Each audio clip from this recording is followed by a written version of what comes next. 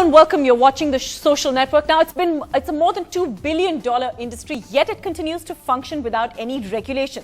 Surrogacy in India has long been at the heart of so many debates, and in the run-up to the final draft of the ART, or the Assisted Reproductive Technologies Regulation Bill, suggestions were invited from various stakeholders.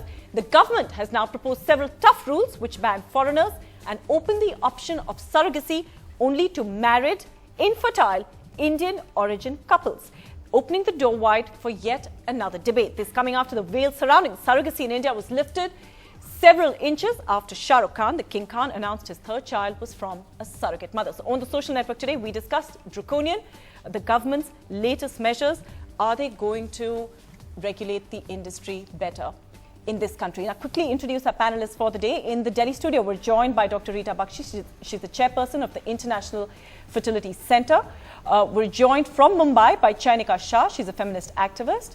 We're also joined from Hyderabad by Dr. Pushpa Bhargav, who is the chairman and on the drafting committee of that ART bill. And we're also joined from Bangalore by Dr. Kamini Rao, who is the medical director of the Millen Fertility Center. Dr. Bhargav, I actually just want to throw this one out to you first.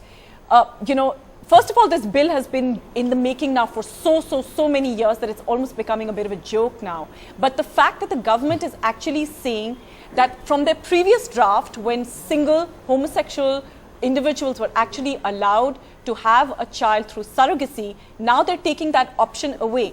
Is that not retrograde and draconian?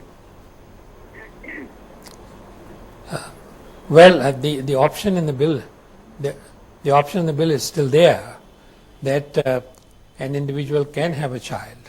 There's nothing in the bill which prohibits an individual from having a child. Did I get you right?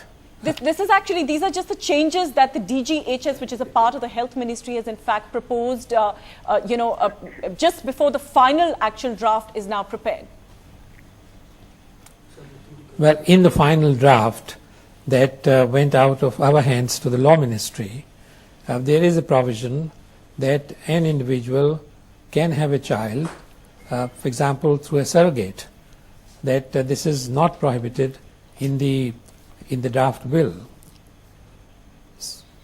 And after all, please, let's not forget, the Supreme Court has already ruled that any individual can adopt a child. So if an individual can adopt a child, then there is no reason why an individual should not be allowed to have a child through surrogacy. All right, Dr. Kamini Rao, if I could just bring you in. We were talking earlier and you said that there is a justification of why the ministry and the government feels that the bandwidth and the mandate of the ART bill should be narrowed down and such tough rules need to be brought in. Well, I think that the ministry itself will be looking at the existing laws that govern the country. So as long as the existing laws don't get changed, then you can't apply all the things that come in the bill. So we need to see simultaneously the laws changing in this country. So as it stands now, I don't think it is restrictive. The ART bill, of which Dr. Bhargava is the chairman, we've been looking at it, we've deliberated, we've made it as fair as possible, and I don't see why it is draconian in any way. Dr. Bakshi, if I could just bring you in. World over, countries are now talking about legalizing gay marriages. World over, the idea of live-in relationships and the idea of, everybody having the right to parenthood is becoming more and more common and more accepted.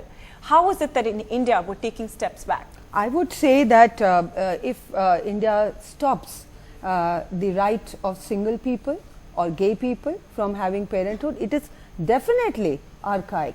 It is taking, I think the right of parenthood should be there to everybody, and the fact that so many countries are accepting gay marriages itself means, the next step to accepting gay marriages would be to give them a baby and giving them parenthood. And I really think, it should be accepted, but not that I am saying that the government has its own reasons for doing that. I am only in favor of, yes, laws should be there, industry should be regulated, but the laws have to be in tune with the times, in tune with how the society is changing. If this had come, say, 10 years back, I would have said yes. But now you see so many countries are now accepting that. So accepting gay marriages means accepting the fact that there are two people on the same sex allowed to live together. That means they should be allowed to have joy of parenthood also. Okay, and I just want to actually throw that across to Dr. Rao. If you could hear what Dr. Bakshi was saying, you know, you're talking about making the ART in tune with the laws of the land that currently exist.